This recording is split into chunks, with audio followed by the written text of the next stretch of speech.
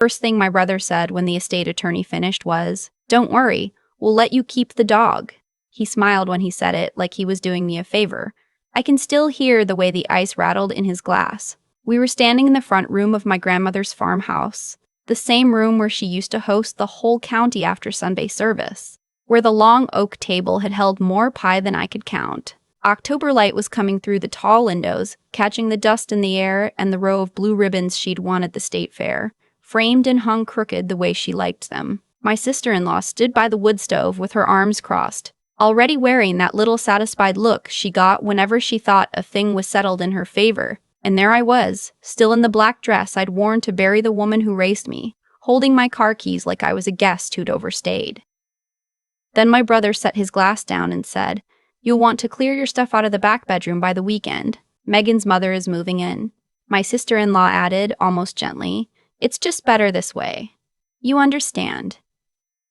That was the moment the floor went out from under me. I should tell you, I'm not a soft person. I'm 31.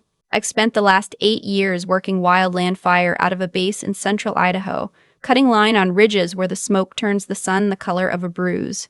I've slept in dirt, I've carried people, I've watched a crew boss I loved get flown out in a bag. I know that money turns regular folks into strangers. I knew it in my head. But there is something about being told to pack your things out of the only house that ever felt like home, the day you put its owner in the ground, that takes all that hard-earned toughness and folds it up small. For a second, I wasn't a Sawyer with a Pulaski and 8 fire seasons behind me.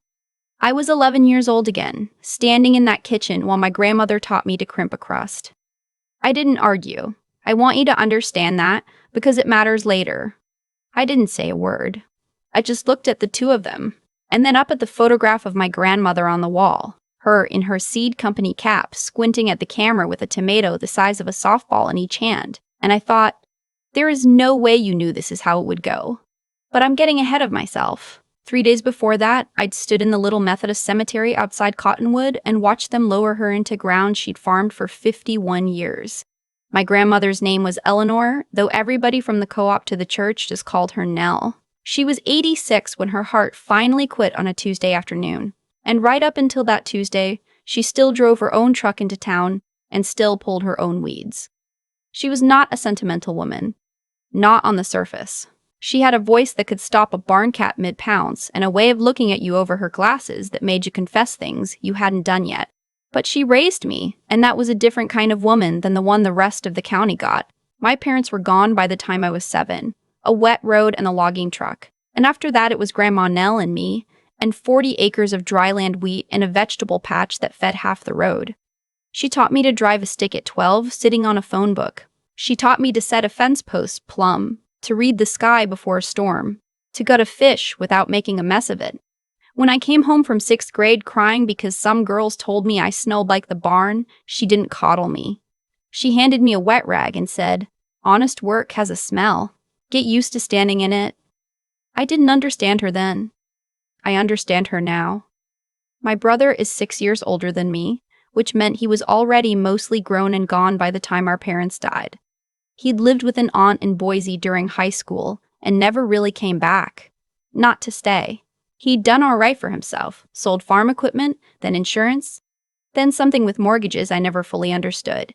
He drove a truck that cost more than the house I rented. He called Grandma Nell on her birthday and on Christmas. And he called me when he needed me to drive her to the cardiologist in Lewiston, because he was swamped.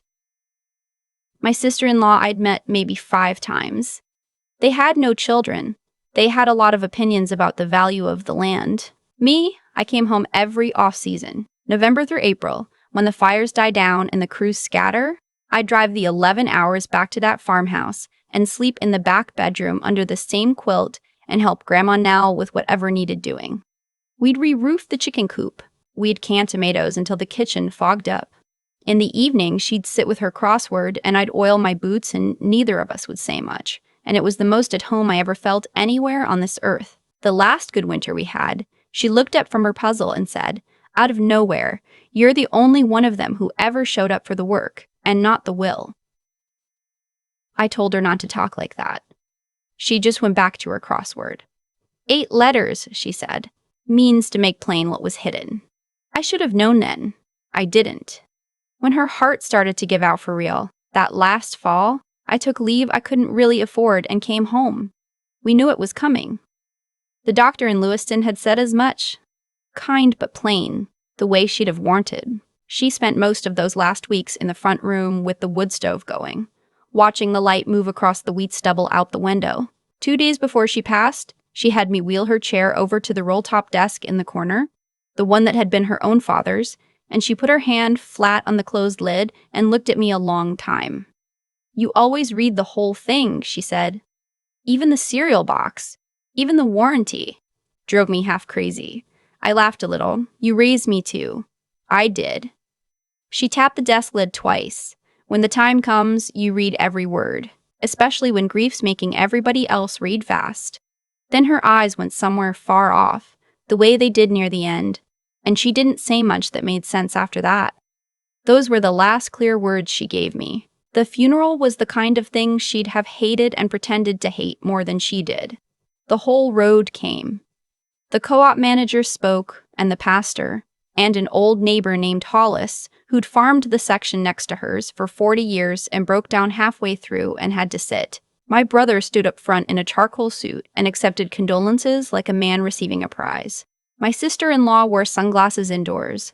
People kept finding me by the coffee urn, old farm wives and feed store men, and they all said some version of the same thing. "She was so proud of you. She talked about you all the time.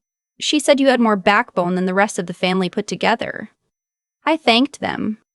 I was so tired I could have laid down on the church floor and slept a week. The reading of the will happened the next afternoon at a law office in Grangeville, up the stairs over the old hardware store. The attorney was a man named Mr. Okafor, somewhere in his 60s, careful and unhurried. With reading glasses, he kept pushing up his nose. He'd handled my grandmother's affairs for a long time. He offered us coffee none of us drank, opened a folder, and started to read. The farmhouse and the 40 acres went to my brother and his wife. The mineral and water rights, the equipment, the savings my grandmother had built up over a lifetime of frugality so total it embarrassed people. All of it to them. When Mr. Okafor reached my name, there was a pause that lasted about 1 second too long. "A personal bequest," he read. Her sewing machine, a box of letters, her father's pocket watch, the blue ribbons off the wall, and the old farm dog, a heeler named Patch, to my granddaughter, who will know what to do with him. That was it. My sister-in-law let out a tiny breath, like she'd been holding it. My brother leaned back in his chair, and I watched something settle into his face that I can only describe as relief. Not grief. Relief. I sat there with my hands in my lap, and I couldn't make the numbers line up. Not because I wanted the land. I'd never once asked her for a dime. Never let her send me money, even the years the fire season ran short. But because I knew that woman. I knew her the way you know the smell of rain coming. And the Grandma Nell I knew would have walked through fire before she left me standing on the wrong side of a door. Money never meant love to her. But she'd have died, she did die, before she'd have left me with no roof and my brother with everything. When we came down the stairs onto the sidewalk in Grangeville, my brother put his sunglasses on and said, "Well, the old gal kept it simple, I'll give her that." He was smiling. By that evening, I was standing in her front room, hearing about the back bedroom and Megan's mother, and watching my whole understanding of my family come apart at the seams. The strange thing about real shock is how quiet it is. I expected something to roar up in me. I'm a yeller, always have been. Ask any crew I've worked. But nothing roared. Everything in me went still and cold, the way the air does on the line right before the wind shifts, and you just know, the fire's about to do something. I stood there in my dead grandmother's front room holding my keys. "You're serious," I said. It wasn't a question. My sister-in-law gave a small sigh, the kind you'd give a child being slow about chores. "There's no need to make it a scene," she said. "The will's the will." I looked around that room. The blue ribbons, the wood stove she'd loaded 1,000 mornings before the sun was up, the chair with the worn arms where she did her crosswords. For one stupid second, I half expected her to come banging in from the mudroom in her boots and put a stop to all of it, but the house was already quiet in a way it had never been, like it knew. My brother went to the sideboard and poured himself a glass of the apple brandy a neighbor distilled, the bottle Grandma Nell kept for cold nights and saved for company. He held it up to the light. "You've got that government fire job," he said. "Good pension someday. You'll land fine. Honestly," he added, swirling the glass, "you ought to have your own place by now anyway. 31 years old." I had just buried her that morning. I said so.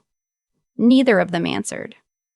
My sister-in-law glanced at the clock on the mantel, the one Grandma Nell wound every Sunday. "If you could be cleared out by Saturday," she said, "that'd make the move easier on everyone." That's when the cold thing in my chest finally cracked, just a little. Not into shouting, into something steadier and more dangerous than shouting. I remembered being maybe 13, standing with my grandmother at the edge of the field watching a thunderhead build over the Camas Prairie. "People show you who they are 3 times, she'd said. "When they're scared, when they've got money, and when somebody dies. Watch close. They'll tell you the truth without meaning to." I hadn't known what she meant. I knew now. "This is my home too," I said. My brother shrugged, that easy roll of the shoulders that's followed him, his whole charmed life. "You heard the lawyer," he said. My bag was still in the back bedroom. I went up the narrow stairs slow, every board groaning under me the way they always had. The little hallway looked exactly the same. The photos marched along the wall. My school pictures, gap-toothed and squinting. Me and Grandma Nell at the county fair, her hand on my shoulder. The one Hollis took of the two of us the day I got my fire certification, her grinning like she'd won something. I stood in front of that one too long. My room was just as I'd left it after the funeral. The window was cracked an inch, and the curtain moved a little in the cold air coming off the fields. The bed was made tight. I make it that way out of habit, 8 years of inspections. My duffel sat on the chair.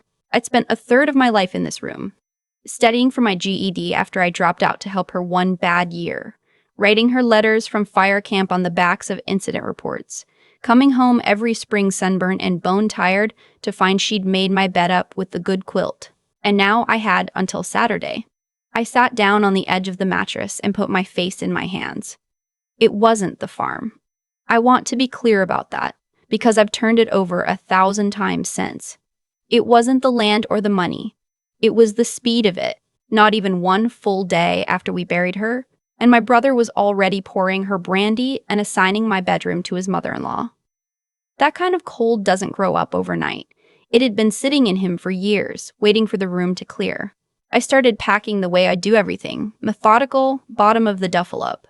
And in the bottom drawer of the dresser, under a folded wool blanket I didn't remember leaving there, my hand hit something hard. A small brass compass, scuffed and heavy, the kind you'd find at an army surplus. I'd never seen it before. On the back, scratched in by hand, with what must have been a nail, 2 words, "Stand true." I sat there a long while holding it, cold in my palm, not understanding. And for a minute I thought about marching down those stairs and telling my brother exactly where he could put his apple brandy. I thought it would feel good. I don't think it would have. I finished packing. I carried my duffel down and set it by the door, and I told them I'd be back for the rest of my things and the dog. And my brother said, sure, already not looking at me. And I drove my truck out the long gravel lane in the dark with the radio off. I didn't have anywhere to go. I ended up at the little motel on the highway outside Grangeville, the kind with a buzzing sign and a coffee maker bolted to the wall. I lay on top of the covers in my funeral dress and stared at the ceiling and listened to the trucks come down off the grade, and I didn't cry. I was too far past it for that. The phone woke me a little after 8. I didn't recognize the number. "Is this the granddaughter?" An old man's voice, careful. "This is Mr. Okafor. I handled your grandmother's estate." A pause. "I have a question I need to ask you, and I need you to think before you answer. Did your brother read the entire will? Every page?" I sat up. I assume so." "Why?" "Assume nothing," he said, and I swear I heard my grandmother in it. "Come to the office at 10. Bring nothing but yourself. And don't tell your brother you spoke to me." I got there at 9:45. Mr. Okafor met me himself, no secretary in sight, and led me back to a room with a long table and that same yellow folder, except now it was thicker. He sat me down, he pushed his glasses up his nose, and he told me something that turned the whole world a quarter turn on its axis. My grandmother's will, the one he'd read in that office, was only the first part, the part she'd asked him to read aloud while everyone was watching. There was a second instrument, a sealed codicil, filed with the court the same week she signed the rest, with instructions that it not be opened or read until 7 days after her burial, or, his exact words, upon the occurrence of the triggering event. Whichever came first. I asked what the triggering event was. He looked at me over his glasses for a long moment. If you were removed from the property, he said, if you were no longer welcome in the house, your grandmother wrote it herself. She was very specific. He slid the pages across the table and let me read them, because of course, she'd told him to let me read every word.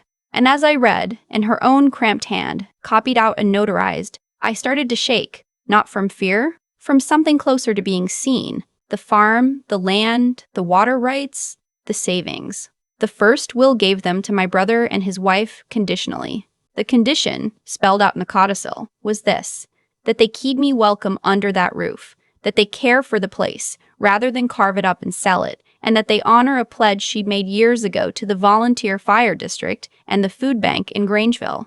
If they did those things, the first will stood. The farm was theirs. If they put me out, if they changed the locks, cleared my room, did exactly what they had done by sundown the day of her funeral, then the first will dissolved, like salt and rain, and everything reverted to the second. To me, she'd known her own grandson, my brother, well enough to set it all out like a trap with the spring already cocked. There was even a clause, Mr. Okafor showed me, requiring documentation. My grandmother had, in her last months, quietly had a security camera installed over the mudroom door to watch for coyotes, she'd told my brother. It had recorded the timestamp of every car that came and went the day of the funeral, including the U-Haul my sister-in-law had reserved 3 days before Grandma Nell died. Mr. Okafor had the rental record. He'd had it before he ever called me. I put the pages down. My hands were flat on the table to keep them still. Why didn't you just read this part in the office, I asked. Why let them think they'd won? He took his glasses off and folded them. Because your grandmother didn't want me to, he said. She told me, and I'm going to give you her exact words, because I wrote them down. She said, don't read the second page in that room. Let them choose with the door wide open and nobody watching. A test you can see coming isn't a test, it's a performance. He set the glasses on the folder. She wanted to know what they'd do when they thought no one was keeping score. So did I, frankly. I've drawn up a lot of these. I'd never seen one quite so sure of itself. He paused. She was right in the end. I'm sorry to say it, but she was right. I drove back out to the farm that afternoon with the codicil in a manila envelope on the seat beside me and the brass compass in my jacket pocket. I didn't go in right away. I sat in the truck in the gravel lane and looked at the house. Her house, mine now, though they didn't know it yet. And I let myself feel everything I'd been holding off since the cemetery. The grief came up like a wave, and I let it. And underneath the grief, I'll be honest with you, there was something else, something hot and ugly that wanted very badly to walk in that door and watch their faces fall, the way mine had. I wanted them to stand on the wrong side of that threshold in the cold and understand. I wanted it so much, my hands ached on the wheel. And that's when I remembered the compass. Stand true. And I remembered the roll-top desk, and her hand flat on the lid, you read every word. So before I went in, I made myself go around the back, to the mudroom, and there inside the desk in the front room, I'd seen her tuck things there my whole life, was a second envelope, my name on it in her hand. She'd told Mr. Okafor where it would be. She thought of everything. I sat down in her crossword chair and opened it. It wasn't long. She wasn't a woman of many words on paper, any more than off it. But I've read it so many times I could say it in my sleep. If you're reading this, she wrote, then they did the thing I hoped they wouldn't, and the farm is yours, and I'm sorry for the grief mixed in with it. I won't pretend I'm not a little angry on your behalf, sitting here writing this with my bad heart, but here's the part I need you to hear, because it's the only reason I bothered with all this lawyering, instead of just leaving the place to you outright and saving everyone the show. I didn't do it to trap your brother. I did it to free you from having to wonder. Now you'll never lie awake asking whether you imagined how they were. You'll know. That's a gift, even though it doesn't feel like one.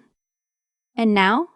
Here is your test, which is harder than theirs was. You're holding everything they wanted, and you're holding proof of what they did, and there is a hot thing in your chest right now telling you that since they hurt you, you've earned the right to hurt them back. Don't trust that thing. It feels like justice, and it's only pain wearing justice's coat. You can put them out. You be within your rights. But before you do one single thing, ask yourself the only question that ever mattered to me. When this is over and you're alone with yourself, which version of you do you want to be living with? I raised you to read the whole thing. So read this too. The land was never the inheritance. The land is just land. What I'm trying to leave you is the chance to be a bigger person than the people who wronged you, while you still got the power to be a smaller one. Don't waste it. Take care of Patch. Take care of the Fire District Pledge. And if your brother ever finds the decency to be ashamed, leave the gate unlatched just enough that he can walk back through it on his own. Stand true. I sat in her chair until the light went gold and then gray across the wheat stubble, and I cried the kind of crying that isn't all sad, the kind where love and loss come in together holding hands. She was still raising me. Even now, even from the other side of that little cemetery in Cottonwood, she had her hand on my collar, straightening me up.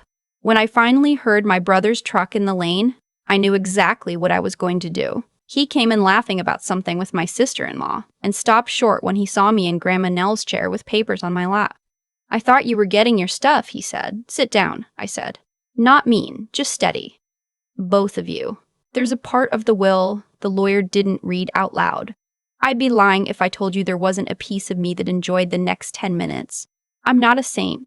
I watched my sister-in-law's face go from annoyance to confusion to white as Mr. Doe.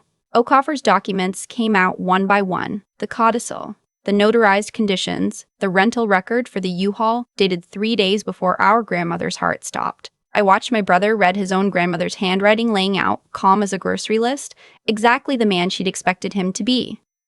He didn't argue. That was the worst part for him, I think. There was nothing to argue. She set us up, my sister-in-law finally said, her voice gone thin. No, I told her. She set the table. You chose what to do at it. My brother put his hand over his mouth and didn't speak for a long time. When he did, his voice was different than I'd ever heard it. What happens now, he said. Not a demand. A small, scared question. There was a version of that night where I told them to be off the property by Saturday the way they'd told me, and made them feel the cold of the wrong side of the door. I had earned that night. The papers in my lap gave it to me free and clear. I didn't take it. I told them the farm was mine now, and that part wasn't changing. I wasn't going to pretend a wrong hadn't happened, and I wasn't going to hand them the keys to a thing they'd tried to take from me by erasing me from it. But I told them they didn't have to leave. Not yet, not in the cold, not with nowhere to go, which was more grace than they'd shown me by a country mile. And we all three knew it. Then I told them what I actually wanted to do with it. There's a thing in this part of Idaho you don't see if you only drive through. The old fire folks, the wildland crews who gave their backs and their lungs to 20 seasons on the line and then aged out with not much to show for it. My grandmother had quietly fed half of them off this farm for years, vegetables in the summer, firewood in the winter, a place to sit on the porch and be useful. The pledge in her will was to the volunteer fire district. I wanted to make it bigger. I wanted to turn the back 40 and the empty grain barns into something. A place where retired crew and the families of the ones who didn't make it home could come and put their hands in the dirt and be among people who understood. Transitional housing. A working farm. Her name over the gate. My brother looked at the papers and then out the window at the dark fields, and something in his face I'd never seen before came loose. She'd have liked that, he said quietly. It was half her idea, I said. It's in the codicil. She just didn't think you'd ever let it happen. I gave them the small tenant house down by the creek if they wanted to stay and be part of it. My sister-in-law's mother could have the back bedroom in the main house. That part I let stand, mostly because it would have been petty not to, and pettiness was the exact thing I was trying not to inherit. They could earn their way back into the family, or not. That was up to them now. The way it had always really been. It wasn't easy after that. Pride doesn't melt in a night. There were months where my brother wouldn't meet my eye, where my sister-in-law moved around the place like a woman waiting to be evicted, which I never did do. But something shifts in a person when they spend a winter hauling firewood to an 80-year-old widower whose husband died on a fire line in 1974, and that man tells them thank you and means it. By spring, my brother was up before me most mornings, out in the barns with the coffee, framing in the bunk rooms with his own 2 hands. We didn't talk much while we worked. We didn't have to. Grandma Nell would have understood that better than anybody. The dog, Patch, took to following me everywhere, the way he'd followed her. The blue ribbons went back up on the wall, crooked, the way she liked him. And one evening near the end of that first hard, good year, my brother came out onto the porch where I was watching the light go down over the wheat, and he stood at the railing a while without saying anything. "I think about her every day," he finally said. "I think about what she must have thought of me, writing all that down." "She didn't write it because she'd given up on you," I said. "I'd had a year to understand it. She wrote it because she hadn't." He nodded slow. Out past the barns, the last sun was lighting up the field. Gold and then copper, the way it does out here, the kind of light that makes you forgive things you didn't think you could. "You could have thrown us out," he said. "You'd have been right to." "I know," I said. "Why didn't you?" I thought about the compass in my jacket and the roll-top desk and her hand flat on the lid. I thought about being 11 and crimping a crust while she watched, telling me to do it again, slower, get it right. I thought about how she'd spent her last good strength building a machine designed not to punish anybody, but to make sure that whatever happened, I'd come out the far side of it still myself. "Because she didn't leave me the farm," I said. "Not really. She left me the chance to be the kind of person who didn't need to." The sun went all the way down. Somewhere out in the dark, a coyote started up, and Patch lifted his head and decided it wasn't worth getting up for. My brother and I stood there at the railing of the house she'd given me, not talking, the way we both finally learned how. And I'll tell you, if you've made it this far with me, if somewhere in your own life there's a person who took the time to make you better when it would have been easier to just leave you be, go find them, or go remember them, while there's still light enough to do it by.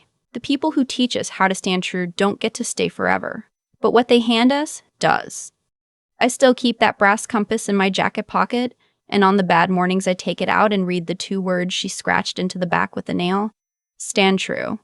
I used to think my grandmother left me a farm. It took me a whole hard year to understand she left me something I almost threw away in the first 10 minutes of getting it. Here's what I've come to believe, sitting on that porch where my brother finally learned to keep me company. Nothing in this story happened by accident. My brother didn't turn cold the day of the funeral. That cold had been building in him for years, fed quietly by every shortcut he ever took, and every time the rest of us let it slide because it was easier. The will didn't trap him. It just held up a mirror and let him walk straight into it with his eyes open. That's how it works, I think. We don't get punished for our choices so much as we slowly become them. He chose the U-Haul 3 days before her heart stopped, and that choice was already the whole man. But the same law cut the other way for me, and that's the part I want you to hold on to. The morning I sat in that truck in a gravel lane, shaking, with the proof of everything they'd done on the seat beside me, I had every right in the world to hurt them back. What stopped me wasn't softness. It was the thing my grandmother spent her whole life trying to put in me. The plain sense to see further down the road than the next 10 minutes, to know that the version of me who took revenge would have to live in my body for the next 50 years. Doing the right thing in that moment wasn't about being nice. It was about being clear-eyed enough to see which road actually led somewhere I wanted to end up. And none of it would have mattered without the part of me that just refused to break. I want to be honest that grace alone didn't carry me through that winter. Hauling firewood to old widowers, framing bunk rooms with a brother who couldn't look at me. That took grit, the kind you build season after season on a fire line. The kind my grandmother built post by post on 40 acres of hard ground. So if you take anything from what I've told you, let it be this. Be the kind of person who does right even when no one's keeping score, because someone always is, even if it's only the face in your own mirror. Be smart enough to read the whole thing before you decide what it means, and be tough enough to keep standing when standing is the only thing left to do. My grandmother handed me all 3. wrapped up in a compass and a sealed envelope and a healer dog named Patch. The farm was just the part you could see from the road. The rest is what I'm trying to leave to whoever comes after me.